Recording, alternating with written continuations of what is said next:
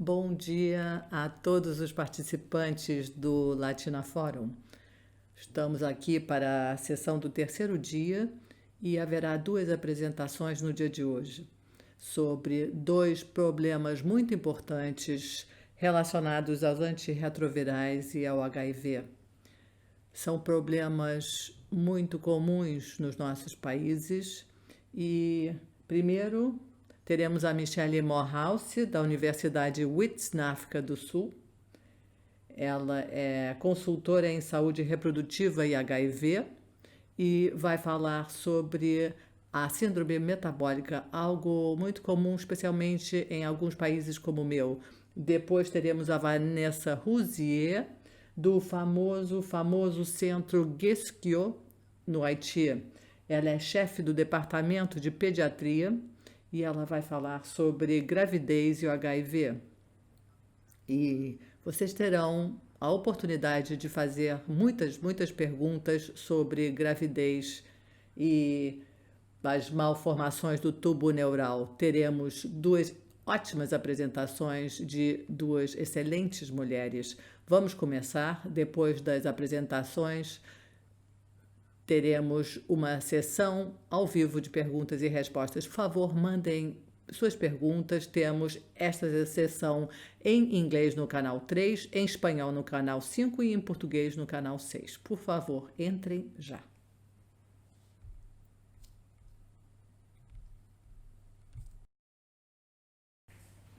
Agradeço aos organizadores pela oportunidade de falar nesta reunião prestigiosa sobre a síndrome metabólica e a TARV. Também gostaria de parabenizar os organizadores por serem capazes e adaptáveis em permitir que a conferência prossiga ao acolher a tecnologia, principalmente nesta época interessante da Covid. Estas são as minhas informações. Eu também gostaria de acrescentar uma isenção de responsabilidade. Sou uma médica especializada em HIV e não endocrinologista. A síndrome metabólica e a TARV formam um assunto muito abrangente e eu poderia passar os 3 dias do workshop tentando falar do assunto e não terminar, mas eu só tenho 20 minutos, então vou falar sobre a síndrome metabólica da perspectiva da epidemia crescente de obesidade, que é um provável fator da prevalência crescente da síndrome metabólica globalmente e também da perspectiva dos países de baixa e média renda. A TARV mudou o nosso mundo.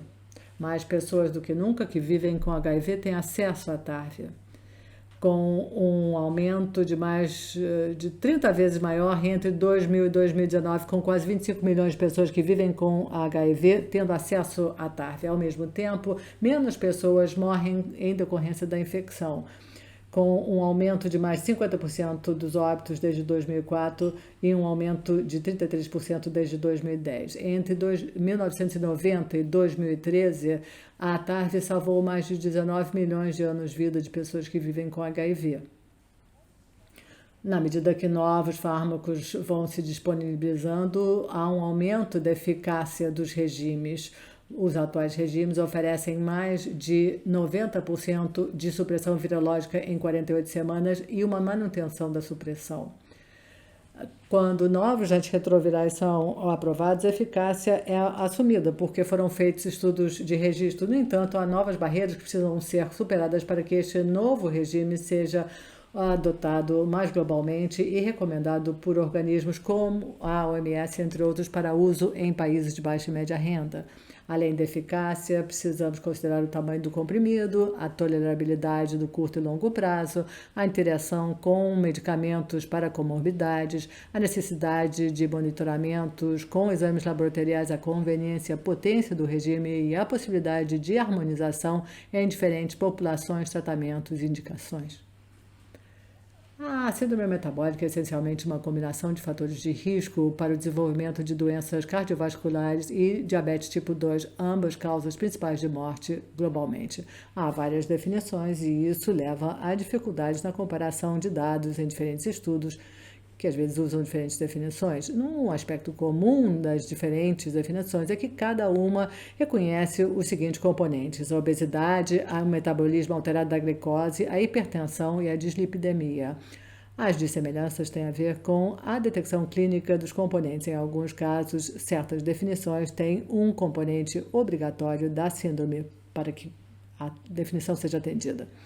As duas definições mais comumente usadas são a do Programa de Educação Nacional Americano sobre Colesterol e a da Federação Internacional do Diabetes. A única diferença entre elas é o valor de corte da circunferência da cintura. Cabe notar que, se considerarmos as recomendações internacionais desse valor de corte para o diagnóstico de síndrome metabólica em pessoas com HIV, os valores de corte podem ser subótimos porque estão baseados em populações, por exemplo, caucásicas e não outras populações.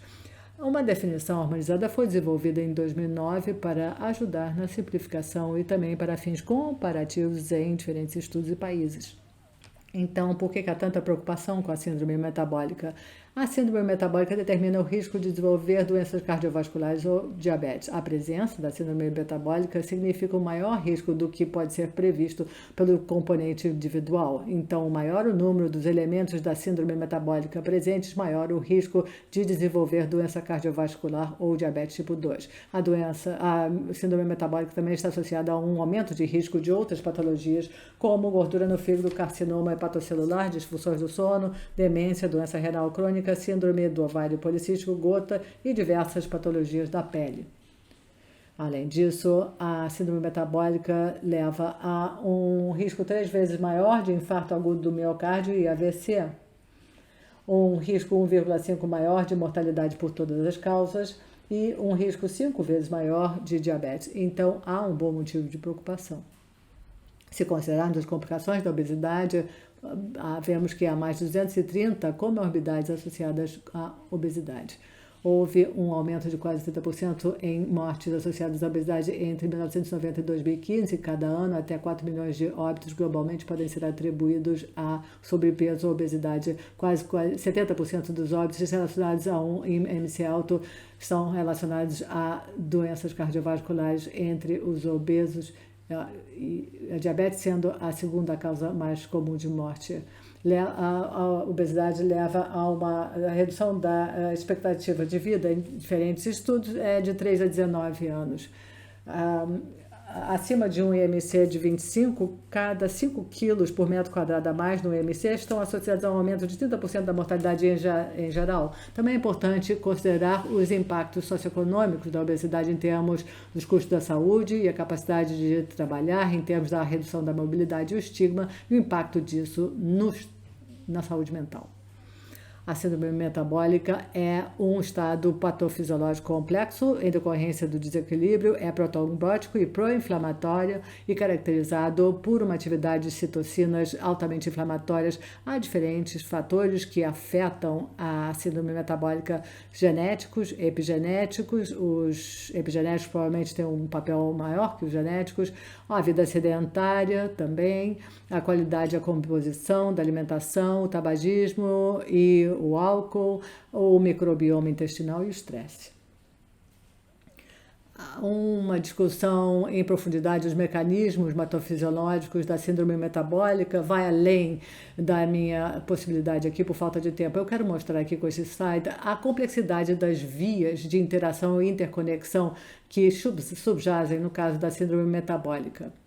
Muitas não foram esclarecidas. Vamos considerar a síndrome metabólica globalmente. Há dados globais limitados sobre a síndrome e a prevalência relatada varia de acordo com a definição usada: a idade, o sexo, o status econômico associado, socioeconômico e também a origem étnica das coortes. Apesar da facilidade da avaliação, ainda não se sabe a prevalência total, porque não é avaliada globalmente, porque não é uma indicação como a indicação do diabetes. Também há grande variedade, apesar da introdução da definição harmonizada em 2009. A prevalência é estimada em ser 20 a 25% globalmente. A prevalência é supostamente 3 vezes maior do que diabetes tipo 2. Então, temos uma taxa global de diabetes de 8,8%, 415 milhões em 2015. Estima-se que há 1,25 bilhões de pessoas no mundo afetadas pela síndrome metabólica. Como se espera que essas prevalências aumentem. há dados de prevalência, mas isso difere de acordo com o país. Por exemplo, nos Estados Unidos, 35% dos adultos têm síndrome metabólica. Em países europeus, a taxa de prevalência é um pouco mais baixa, 6 a 30%. Ásia-Pacífico, 20%. E na América Latina, a prevalência é 25%. Sobrepeso e obesidade vão aumentando globalmente. A obesidade é um fator da prevalência da síndrome. Nós vemos aqui os dados para 1980 em azul, nós vemos as áreas de baixa prevalência e isso vai passando de verde, amarelo, laranja e maior possibilidade em vermelho. Há baixa prevalência em países de baixa e média renda, com exceção do norte e sul da África. Em 2015, houve uma mudança com maiores taxas em países de maior renda e também em alguns países de média e baixa renda na América Latina e parte da África. É preciso pensar que a prevalência mundial da obesidade triplicou entre 1975 e 2015 e é claro que a obesidade não é mais uma doença dos afluentes. Se considerarmos o retrato de acordo com o sexo, parece haver uma impressão geral que o sobrepeso e a obesidade é mais alta entre homens na maioria dos países, com exceção da África e parte da Ásia. Em mulheres, as taxas parecem ser mais baixas do que em homens, menos no África do Sul, no sul da África. Isso pode estar mudando.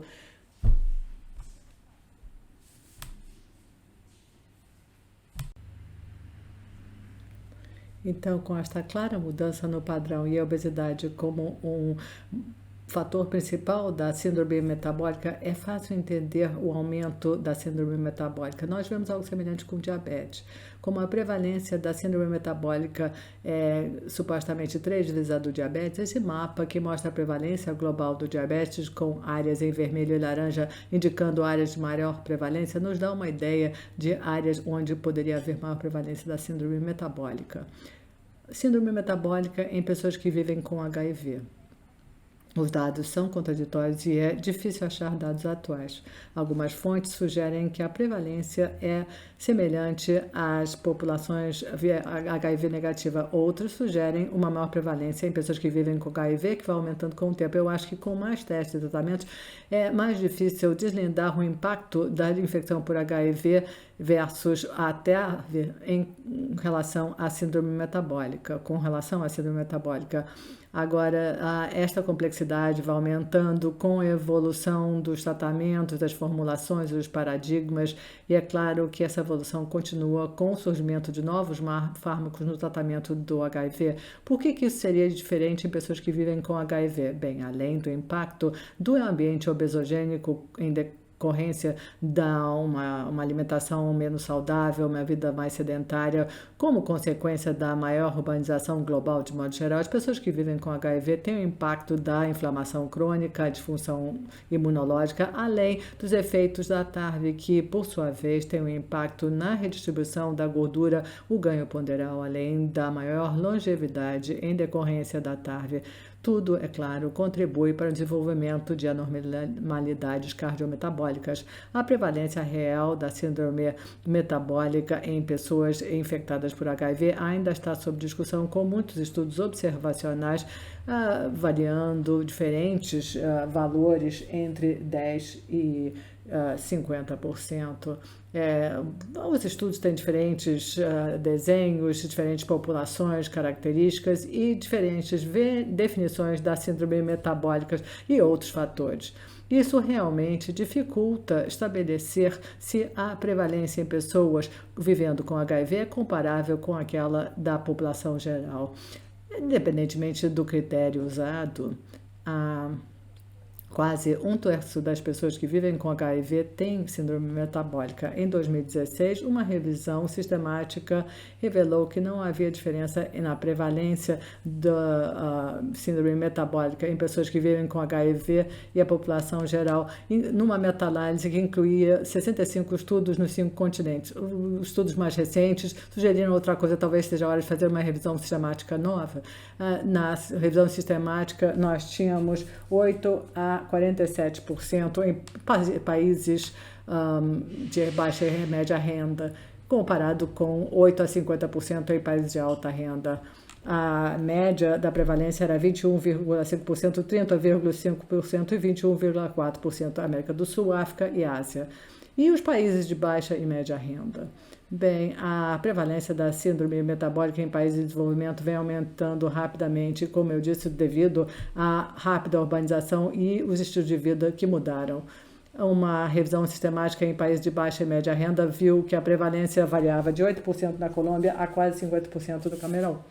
Na América do Sul, a prevalência foi de 8% a 35% e na região africana de 11% a quase 50%. Outra revisão sistemática viu uma prevalência geral na África de 22% em pessoas que vivem com HIV e 12% em pessoas que não estão infectadas por HIV. A prevalência na região africana variava de 19% a 27%. Nesta revisão sistemática, as populações eram heterogêneas, então alguns estudos analisavam a prevalência em pessoas que estavam tomando TARV e outras que não, e uma maior prevalência em pessoas que estavam tomando PARV. Dos 18 estudos incluídos na revisão, 10 ajustavam a prevalência de acordo com o sexo e 8 revelaram uma maior prevalência da síndrome em mulheres. E outra revisão mostrou uma prevalência variável em pessoas que vivem na África, pessoas que vivem com HIV, variava de 5,5% na Costa do Marfim até 58% na Uganda. Duas prevalências diferentes em dois estudos diferentes. Na África subsaariana, de modo geral, a prevalência parece ser maior em mulheres, populações urbanas e, particularmente, populações na área do sul da África. Se considerarmos a prevalência de doenças não transmissíveis em pessoas que vivem com HIV em países de baixa e média renda, uma revisão mostrou uma alta prevalência dessas doenças, incluindo hipertensão, dislipidemia, hiperglicemia e obesidade, todos mostrados aqui, e contribuíram para a definição da síndrome metabólica e colocam as pessoas em risco potencial de morte precoce e revertendo os ganhos que fizemos com a TARV. É claro que os benefícios da TARV superam os riscos da síndrome metabólica. Agora, a síndrome metabólica e a TARV. Bem, com os dados de modo geral, nós vemos que os dados com relação à síndrome metabólica são contraditórios. É preciso fazer mais pesquisa, principalmente com relação a regimes específicos de TARV e a síndrome metabólica. O que nós sabemos? Bem, de modo geral, a obesidade geral e abdominal vem aumentando constantemente em pessoas que vivem com HIV e em outras populações também nos últimos 10 anos. O ganho poderal é comum depois da iniciação da TARV e nós vimos que alguns regimes podem estar associados com, por exemplo, maior risco cardiovascular. Por exemplo, no caso de PIs aumentados, abacavir, alguns associados com disglicemia, dislipidemia, por exemplo, regimes também, PIs, efavirenz também associados com glicemia, dislipidemia, e alguns fármacos podem ser protetores, por exemplo, o TDF, que é usado no mundo inteiro, pode dar alguma proteção contra hiperlipidemia. E, é claro, é importante lembrar que as pessoas que vivem com HIV, que fazem TARV, têm um risco 1,5 maior de síndrome metabólica e 4 vezes maior de diabetes. E também vimos evidência emergente do ganho ponderal com algumas das novas TARV, então principalmente os inibidores da integrase e dados também novos sobre TEF. Os fatores de risco mais frequentes para a síndrome metabólica que vemos nos estudos incluem a duração mais longa da infecção por HIV em si, um nadir mais baixo de CD4, uma duração longa de TARV. Se você for mulher, é claro que isso tem a ver com ser uma super-heroína, como vocês veem no slide, o uso de inibidores da protease, a presença da obesidade e, é claro, que a idade. No entanto, exatamente como o HIV e a TARV alteram o metabolismo, ainda não foi totalmente esclarecido. É provável que fatores como sexo, idade, certas ARVs e obesidade afetem o metabolismo através de vários mecanismos ainda não totalmente esclarecidos. O HIV em si provavelmente tenha um papel como resultado da inflamação crônica e o microbioma intestinal alterado que afetam o metabolismo.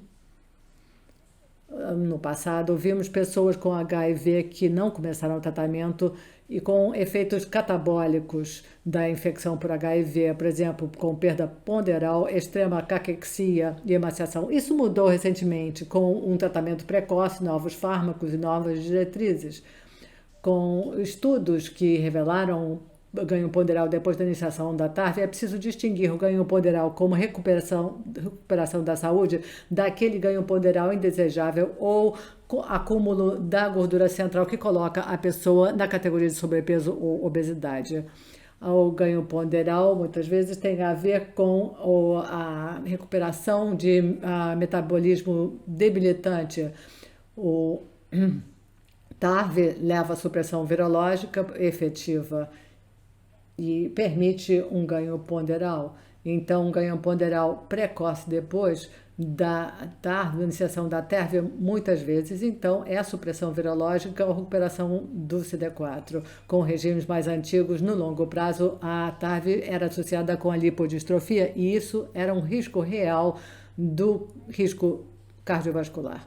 Agora, não é uma preocupação tão grande com as TARVs modernas e não é uma preocupação tão grande no longo prazo. Nós esperamos ver um ganho ponderal pequeno com a iniciação da TARV. Com algumas dos novos regimes, o TEF e os inibidores da integrase, nós temos um risco considerável de ganho ponderal com estudos. Agora, com os regimes modernos e os antigos, é claro que essas mudanças do peso tem um impacto com o ambiente cada vez mais obesogênico. Agora, quando nós nos sentimos bem e estamos tolerando bem as TARVs, é fácil pensar sobre ter a necessidade de ter uma vida mais saudável e um plano de alimentação mais saudável, uma vida mais ativa. Agora, o ganho ponderal com os inibidores da integrase foram vistos primeiro em coortes no Brasil, na França e nos Estados Unidos. Depois, vários estudos randomizados mostraram um ganho ponderal depois da iniciação com inibidores da integrase. O bictegravir e dolutegravir têm um maior impacto, especialmente dolutegravir e TEF no estudo Advance. Esta tabela mostra alguns dos estudos maiores. Agora, cada dia vemos mais dados em torno deste tema e eu acho que há um estudo aqui de PrEP comparando cabotegravir com placebo e não houve uma diferença de ganho ponderal entre os dois grupos. E é claro que isso nos leva a pensar sobre o impacto do HIV em si. Agora, nós temos um estudo Advance, eu fui co-investigadora, foi um grande estudo randomizado controlado na África do Sul com 1.053 pessoas que vivem com HIV sem exposição à TARV, comparando dolutegravir com efavirenz, TEF com TDF em 96 semanas. Agora, vemos a mudança de peso em 96 semanas, mulheres na direita, homens à esquerda. Nós vemos um maior aumento maior no braço de dolutegravir. Essas mudanças eram altas na TEF, no braço TEF, e mudanças de peso foram progressivas até a semana 48 nos dois braços de dolutegravir. Depois parece haver um platô entre homens, mas nas mulheres continua a haver um aumento e não um platô até a semana 96. Nós vemos também a síndrome metabólica emergente com tratamento e nós vemos que há isso nos três braços até a semana 96. Uma diferença entre TEF e o braço efavirenz, que é significativa estatisticamente. Eu acho que o motivo pelo qual é importante considerar os resultados desse estudo é que a maioria das pessoas que vivem com HIV e precisam de novos regimes antirretrovirais são representados aqui no Advance. Uma população mais nova, mais moça. E também é importante ver que é preciso ter novas opções de tratamento e temos que ter cuidado de não vilipendiar outros fármacos que foram bons e que têm um papel para atender às necessidades de pessoas que vivem com HIV, aumentando as opções disponíveis. Bem, a síndrome metabólica está aumentando em todas as populações, mas os dados faltam e muitas vezes são contraditórios. É preciso fazer mais pesquisa, é claro. E com muitos estudos, nós vemos que estudos vão até 48 ou 96 semanas. E talvez a síndrome metabólica ou certos componentes levam mais tempo. As pessoas que vivem com síndrome com HIV estão sob o risco da síndrome metabólica e há uma alta prevalência de doenças não transmissíveis e também há uma maior longevidade. Com relação ao ganho ponderal com novos tipos de TARV, bem, nós só temos dados de 48 a 96 semanas, então nós realmente não sabemos exatamente quais são os impactos metabólicos deste uso. Bem, muito obrigada pela sua atenção e aos organizadores também. Muito, muito obrigada.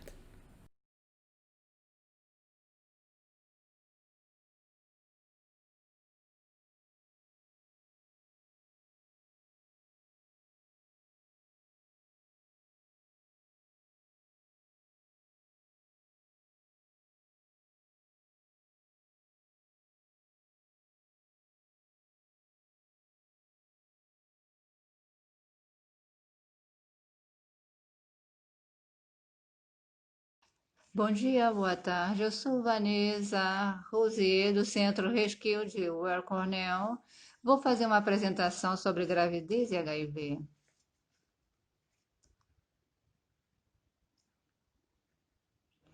O que podemos dizer das mulheres que vivem com gravidez no mundo?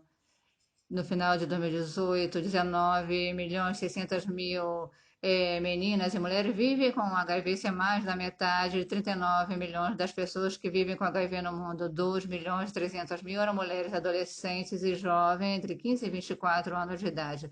Quanto às novas infecções, 43% de 1 milhão de 700 mil infecções eram mulheres. Isso está super representada na África subsaariana, 56%, a maior parte corresponde a mulheres, adolescentes e jovens, e 35% no Caribe e 29% na América Latina. Novamente, nesse grupo sobre-representado de mulheres, adolescentes e jovens. As novas infecções dessas mulheres jovens de 15 e 24 anos foi 44% mais alta do que os homens na mesma faixa etária. Isso significa que a cada semana, mais de 11 mil adolescentes e mulheres jovens se infectam com HIV e a carga maior se dá na África subsaariana. Quanto às adolescentes com HIV, temos uma grande carga a cada semana, mais de 7 mil adolescentes e mulheres jovens se infectam HIV e a maior parte acontece na África Ocidental e Oriental e um terço dessa parte acontece nas mulheres da África do Sul. Significa então que há 21 milhões de adolescentes que vivem com HIV no mundo e 80% deles estão na África subsaariana. As adolescentes são a única faixa etária em que a mortalidade não se está reduzindo. Também a gravidez em mulheres com HIV. Sabemos que há altas taxas de gravidez não planejadas. E, então, o resultado são abortos, 30% e 55% dependendo dos estudos analisados. Há muitas mulheres que têm dificuldade para ter acesso de serviços de saúde reprodutivo e sexual.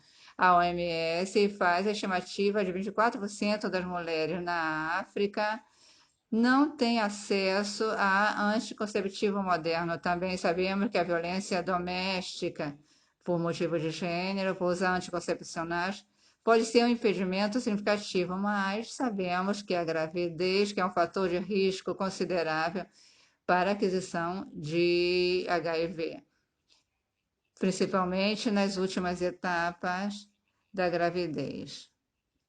Em 2015, mais de 71 mil adolescentes tiveram parto na África do Sul. Isso significa mais de uma gravidez adolescente a cada 7 minutos. Esse é um grupo muito vulnerável que precisa de ajuda se quisermos colocar um fim na epidemia de AIDS. O que acontece com o acesso ao tratamento antirretroviral durante a gravidez? A cobertura mundial de tratamento antirretroviral aumentou significativamente, principalmente para as mulheres grávidas, porém, a distribuição é muito desigual. Temos 72% de cobertura na América Latina e Caribe versus 38% no Sudeste Asiático.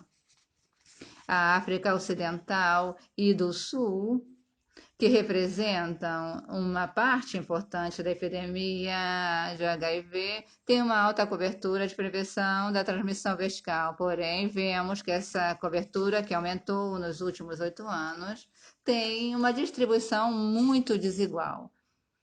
Observando esses 22 países com alta carga na África, podemos ver que a cobertura na prevenção da transmissão vertical varia muito, mais de 90% em alguns países, com programas sólidos, até menos de 50% em outros países que têm dificuldade nesse aspecto. Essa cobertura no Caribe chega a 75% e na América Latina chega a 73%.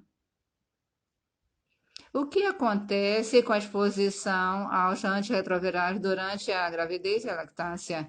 Cada vez há mais mulheres expostas a antirretrovirais na sua idade fértil, na concepção, na gravidez e na lactância. O escalonamento dos antirretrovirais e as estratégias de teste, tratamento, programas de início e o maior acesso das mulheres a antirretrovirais durante a idade fértil.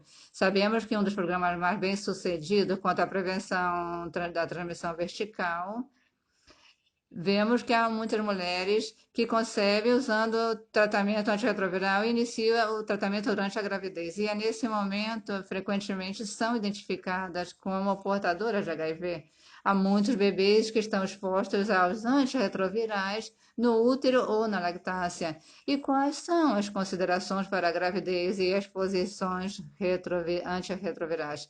A exposição do feto e o desenvolvimento do bebê durante a lactância também tem um desenvolvimento, impacta no desenvolvimento fetal, na evolução dos bebês e também na saúde a longo prazo. O risco ao feto varia dependendo do momento da exposição. O maior acontece no primeiro trimestre da gravidez e se reduz quando se passa ao segundo e terceiro trimestre. A dose e a duração da exposição são importantes. O paciente podia cruzar ou atravessar a placenta, se expressar no leite materno, talvez. E qual seria o efeito sobre a placenta e o metabolismo fetal, que levariam metabólitos potencialmente tóxicos e exporiam o feto, a absorção intestinal do feto e a concentração da droga também tem um impacto.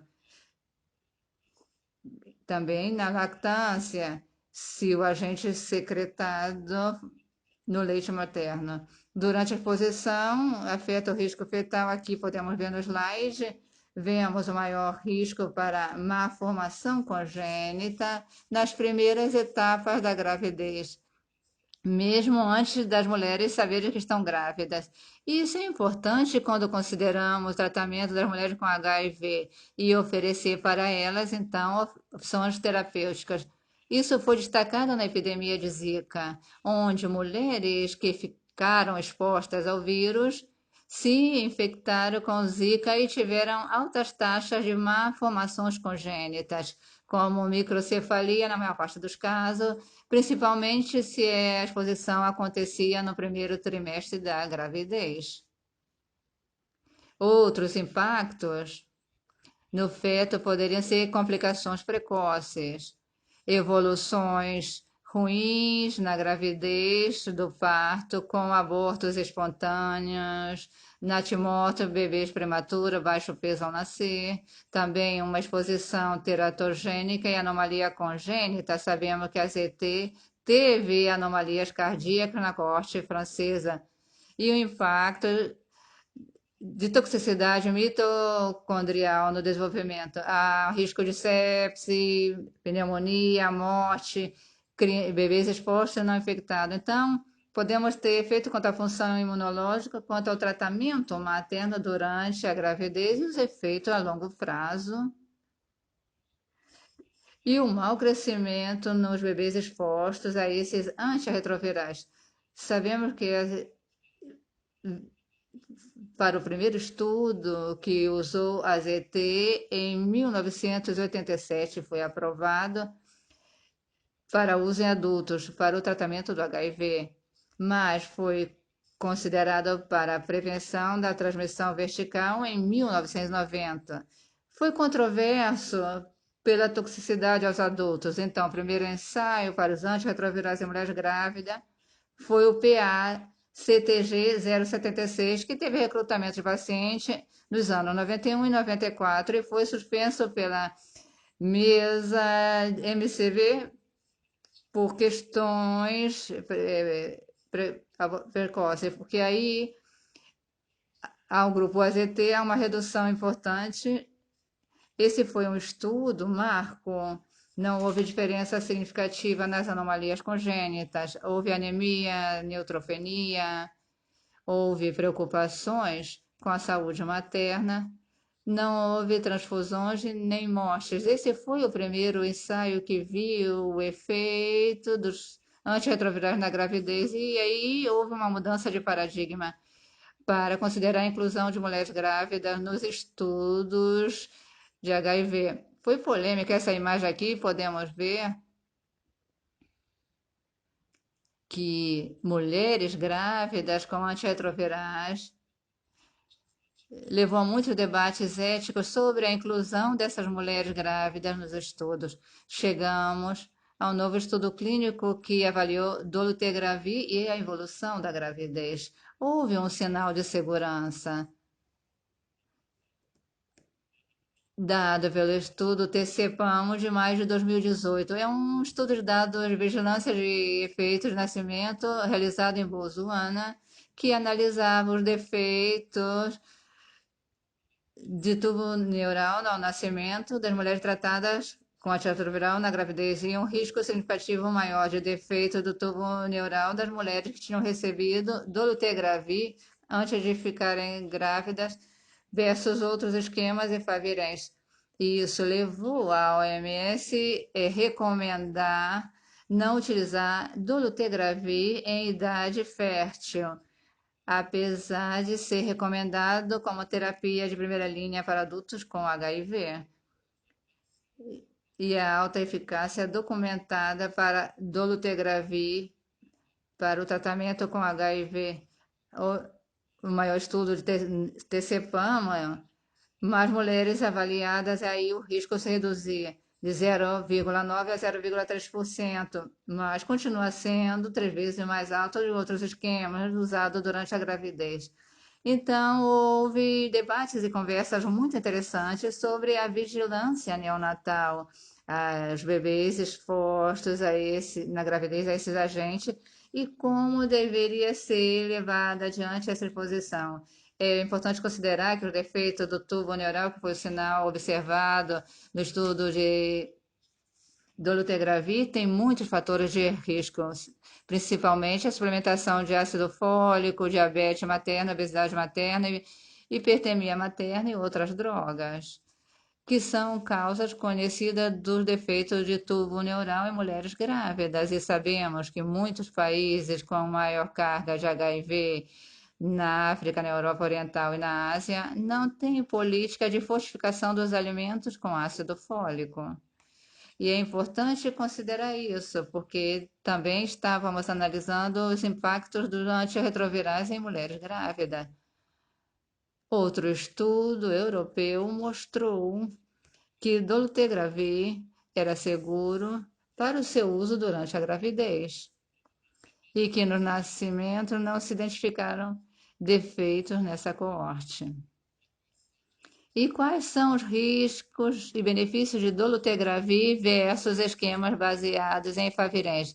Há que considerar múltiplos fatores, não somente os fatores de risco de teratogenicidade. Houve estudos de modelização clínica que avaliaram a relação risco-benefício utilizando dolutegravir em mulheres de idade fértil e mostrou que dolutegravir era superior a efavirenz porque levava a uma melhor sobrevida materna, menos transmissão sexual aos parceiros, menos transmissão vertical e maior sobrevida dos bebês livres de HIV, apesar de ter acontecido um risco dos defeitos do tubo neural. Mas quando a gente vê os benefícios de dolutegravir versus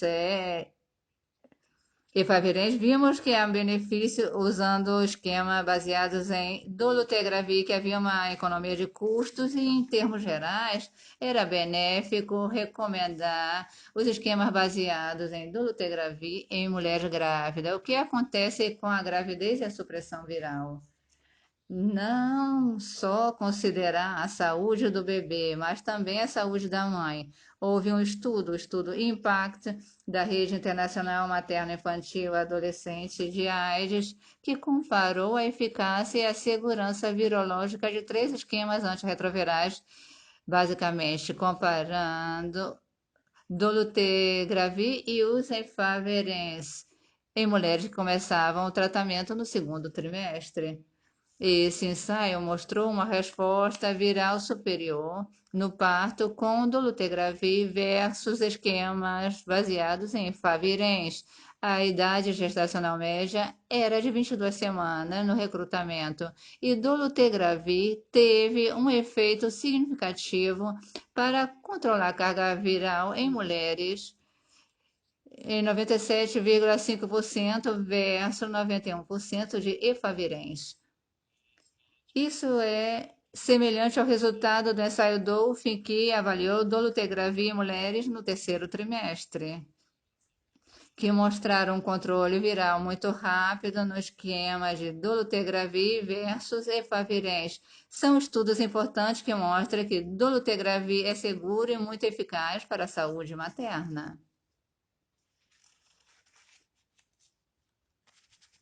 Houve um tratamento antirretroviral baseado em dolutegravir, principalmente com adição de TAF, para controlar a carga viral em mulheres no parto. Houve menos problemas com a gravidez, com o dolutegravir e TAF versus com o tratamento efavirenz.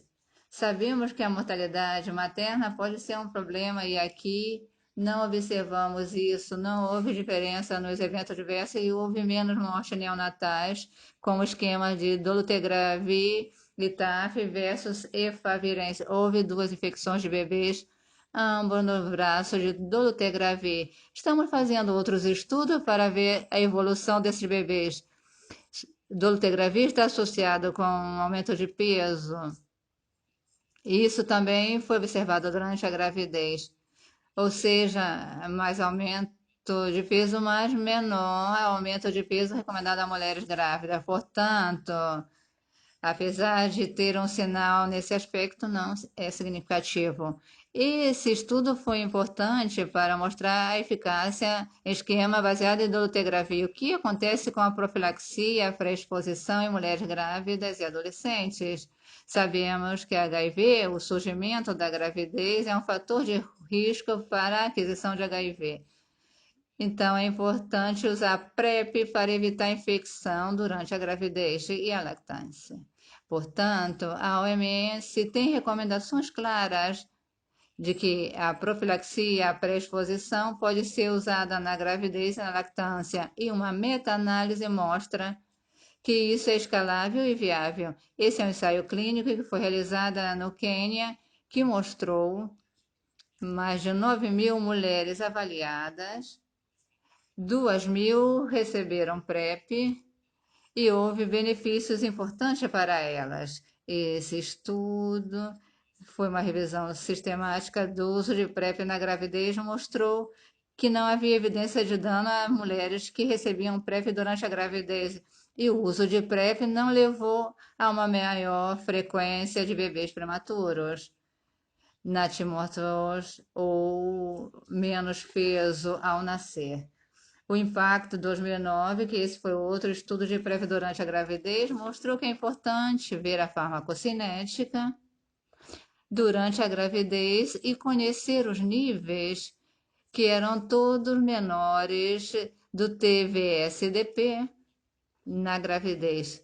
Isso é importante para aconselhar o cumprimento desses tratamentos durante a gravidez. Para concluir, a inclusão de mulheres grávidas em estudos clínicos é algo muito importante. As mulheres em idade fértil não deveriam ser excluídas desse estudo, deveriam permanecer no estudo se ficarem grávidas. E devemos informar a evolução dessa gravidez. E é importante, de forma prospectiva, incluir as mulheres grávidas e a lactância nos estudos. Devemos fazê-lo abordando as questões éticas e colaborar com as empresas farmacêuticas e a rede de pesquisa para que haja estudos oportunos. A avaliação de novas drogas em mulheres grávidas e em lactância muitas vezes acontece muito tarde. Temos que monitorar, documentar, informar, ter registro de gravidez com antirretrovirais, que a informação dos Estados Unidos, mas todos podem consultar e precisamos advogar pela inclusão das mulheres grávidas nesses estudos clínicos. Há muitas afirmações consensuadas que promovem a inclusão de mulheres grávidas nesses estudos. Agora quero parar por aqui e reconhecer a ajuda dos meus colegas Dr. Pape e Deschamps, a unidade materno-infantil de Rescue, a Rede Impact e as minhas duas mentoras, Helena Abram e a doutora Limofson, que me ajudaram com o slide. Muito obrigada.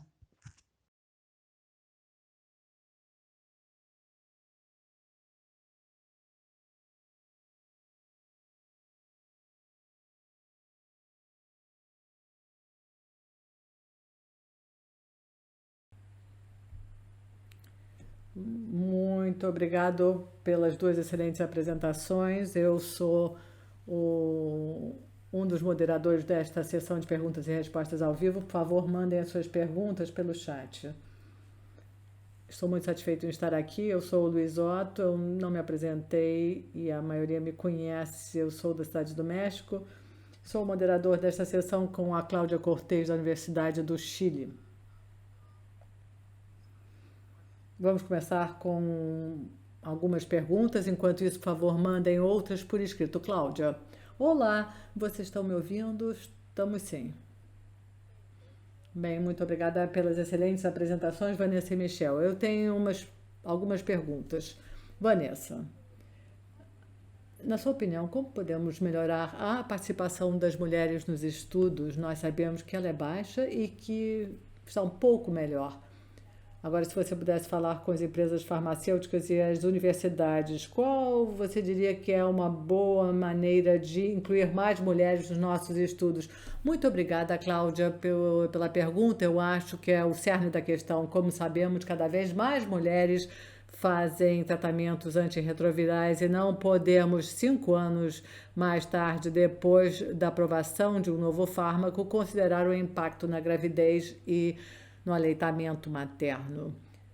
Bem, eu acho que temos que falar sobre o assunto e estarmos cientes de que isso precisa ser incluído no processo de desenvolvimento dos medicamentos. Quando uma empresa farmacêutica tem um fármaco que é promissor, precisamos manter essas conversas para considerar quando incluir as mulheres nos ensaios clínicos. A gravidez é um estado bem diferente ao estado de não gravidez e pode ter um impacto na concentração do medicamento, no metabolismo, e é claro que existem preocupações quanto à teratogenicidade.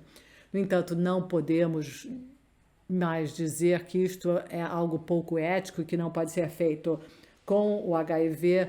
Documentamos claramente que as mulheres podem ser estudadas, novos medicamentos podem ser estudados durante a gravidez e durante o período de aleitamento. Isso é fundamental.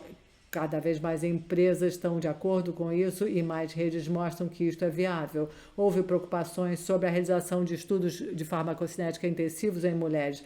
Agora, quando atendemos às preocupações diretamente, podemos achar maneiras de fazer as coisas com segurança. Em países de baixa e média renda também. Essa é a região do mundo onde a principal carga do HIV em mulheres existe. Muitos centros montaram estruturas para realização de estudos farmacocinéticos intensivos. Também há um engajamento com a comunidade. As mulheres, nos dados do Dolutegravir, bem, mostraram que as mulheres sentiam que precisavam ser incluídas nessa conversa. Nós tendemos a tomar decisões de cima para baixo com relação às mulheres. A OMS inicialmente disse não dê o Dolutegravir a mulheres em risco de engravidar. Isso levou a um debate muito interessante na comunidade. As pessoas disseram, vocês não nos perguntaram, temos uma escolha? Será que vocês podem nos informar sobre os riscos e os benefícios? E será que nós podemos tomar a decisão por nós mesmos? Bem, está bem claro que a inclusão cedo nos ensaios clínicos, a participação ativa com a comunidade, as mulheres na comunidade para avaliar a sua voz e a sua participação, bem, isso é possível e é muito importante. Os dados que nós mostramos, e a Michelle também mostrou, com relação à síndrome metabólica, que afeta o maior número de mulheres, bem, o sexo faz uma diferença clara. E isso tem que ser avaliado. Precisamos incluir as mulheres nos ensaios clínicos. Bem, as mulheres devem ser incluídas em tudo, também em ensaios clínicos e em pesquisas. Perguntem aos pesquisadores. Bem, Michelle, você está me ouvindo? Estou sem. Bem, você poderia fazer algum comentário sobre como a idade tem um impacto na síndrome metabólica e se esses pacientes fizeram algum tipo de estudo diferente ou tiveram uma abordagem diferente? Pacientes com síndrome metabólica que estão envelhecendo? Bem, eu acho que o que vemos claramente é que a idade também é um fator de risco na síndrome metabólica. Parte disso tem a ver com a idade em si, mas também é o efeito de um maior número de comorbidades e os vários componentes da síndrome metabólica. Com o envelhecimento, temos mais tendência a ser hipertensivo, ou hipertenso, desculpa, e ganhar peso, e depois ter dislipidemia ou ter diabetes. A idade tem um efeito claro, nós vemos isso em populações com HIV e não HIV globalmente. Eu também queria voltar um pouco para trás e para a pergunta feita a Vanessa sobre a inclusão das mulheres e o comentário seu, Vanessa, de que não é pouco ético fazê-lo. Eu diria que não incluí-las é o que não é ético, o que é pouco ético. Eu sou totalmente a favor, uma grande advogada ou defensora de incluir as mulheres muito antes, quando vemos que um fármaco é relativamente seguro. Bem, eu acho que deveremos incluir as mulheres muito antes de distribuir em massa o fármaco em países de renda baixa muito mais cedo. Bem, eu queria dizer isso e também agradecer você pela sua apresentação muito boa. Luiz, você tem uma pergunta? Eu tenho uma pergunta do chat. Essa pergunta é para a Vanessa. O Diego Secchini pergunta sobre o uso do Dolutegravir. Se você considera que o uso do Dolutegravir é uma estratégia com boa relação custo-benefício, levando em consideração a frequência das malformações do tubo neural na América Latina e no Caribe.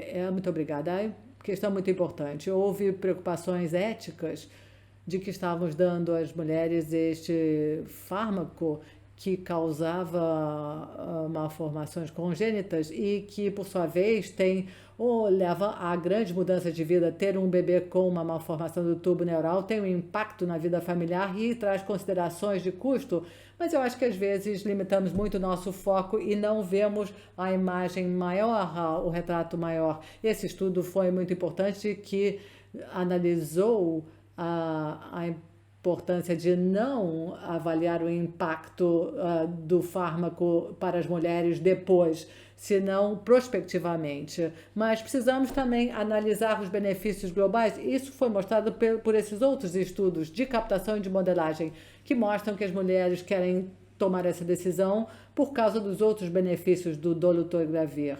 Há 3 outros bons estudos sobre a modelagem que mostram que a recomendação do tratamento do dolutegravir para mulheres em risco de engravidar é algo que traz consideráveis economias de custo e benefícios em países de baixa renda e média renda e outros lugares também, porque a redução da morte materna é realmente um principal fator do custo-benefício.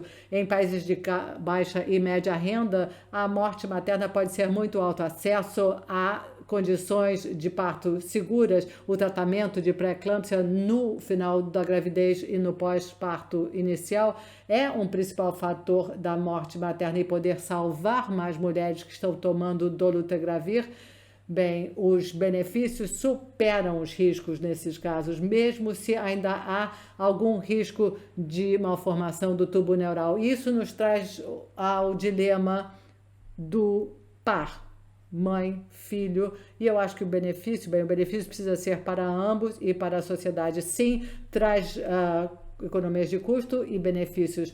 No entanto, precisamos continuar a monitorar o impacto no nível populacional. Muito obrigada pela sua resposta, Michele. Qual é a contribuição relativa do dolutegravir mais TAF em termos do ganho ponderal? É uma pergunta de um novo especialista em doenças infecciosas da Argentina, o Pedro Kahn. Eu nunca ouvi falar no Pedro, nunca, jamais. Bem, eu acho que ele está tentando me pegar desprevenida, porque eu não sei qual a contribuição. O que eu posso dizer é que no estudo Advance nós vimos que no braço que combinava o dolutegravir com o TAF, o ganho ponderal foi bem mais alto que no braço do dolutegravir mais o TDF. Bem, a questão é se é que o TAF está tornando o problema pior ou se é a falta do TDF que talvez esteja reduzindo o ganho ponderal no outro braço em combinação com o dolutegravir. Nós não temos uma resposta ainda e está se fazendo muito trabalho para tentar entender o que há por trás. Eu não sei qual é a contribuição do TAF neste momento, se ele é um autor malfeitor ou se é um espectador inocente à falta do TAF, do TDF, que é um problema, e não a presença do TAF. Muito obrigada pela pergunta.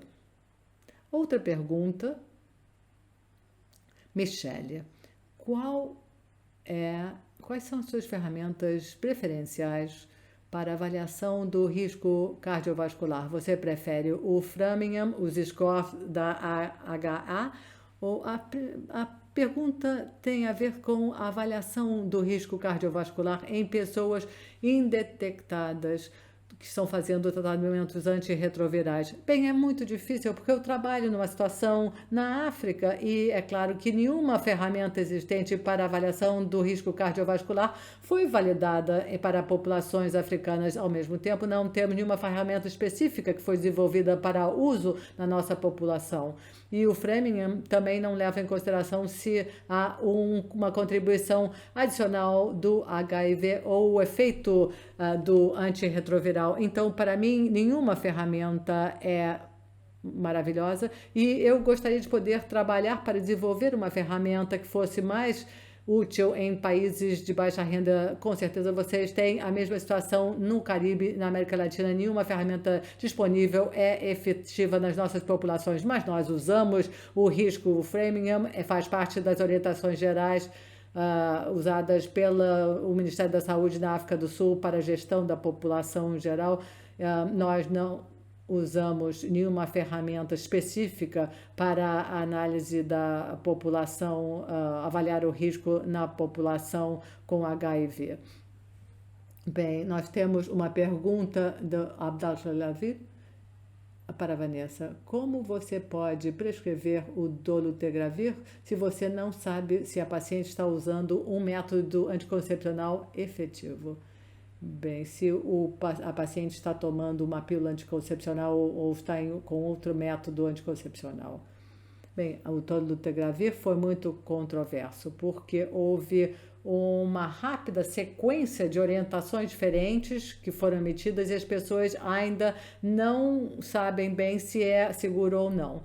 Depois da advertência sobre a malformação do tubo neural em maio de 2018, a OMS disse não dê o dolutegravir para mulheres em risco de engravidar se elas não estiverem tomando anticoncepcionais, concordarem em tomar anticoncepcionais. Agora, depois, com mais dados sobre mulheres expostas ao dolutegravir, a OMS disse que os riscos, bem, é melhor, é favorável. Você pode usar o dolutegravir mesmo durante os anos quando a pessoa tem um risco de engravidar, porque há mais benefícios do que riscos. No entanto, há muita confusão sobre se podemos ou não. E acho que depende de onde você mora e o risco que as mulheres correm. Bem, eu acho que este debate realmente mostrou que precisamos falar com as nossas pacientes, explicar para elas e dar algum tipo de escolha. No meu ambiente, no Haiti, a mortalidade materna é tão alta, as mulheres já têm uma dificuldade em tomar o tratamento, fazer o tratamento antirretroviral com segurança, principalmente se o seu parceiro em casa não sabe do status de HIV. Tomar um comprimido bem tolerado uma vez por dia é realmente algo importante. Bem, nós dizemos que nada tem zero risco, que este tratamento tem um comprimido que é bem tolerado e pode ser tomado com segurança, em comparação com os tratamentos disponíveis aqui. Mas eu diria que as mulheres fazem a escolha, mas eu diria que dizer para as mulheres quais são as opções e dizer para elas que elas não estão fazendo nada que seja um crime, tomando um medicamento que vai fazer bem a elas e que vai levar a um risco pequeno em termos do tubo neural. Bem, nós temos a tendência de recriminar as mulheres pelo que elas fazem. Depois que há um problema com uma criança, nós dizemos, bem, será que você não tomou o medicamento? Será? E não levamos em conta a catástrofe que seria se alguma coisa acontecesse com a mãe. Quem vai educar os filhos, tomar conta dos filhos? Bem, agora dizemos, bem, é possível tomar, você pode tomar o dolutegravir sem tomar anticoncepcionais, mas é importante ter essa conversa. Eu sei que muitas pessoas não se sentem à vontade com essa conversa, mas podemos treinar as enfermeiras, os cuidadores, assistentes sociais, pessoas na clínica de pré-atendimento pré-natal e também nas clínicas de atendimento de TARV.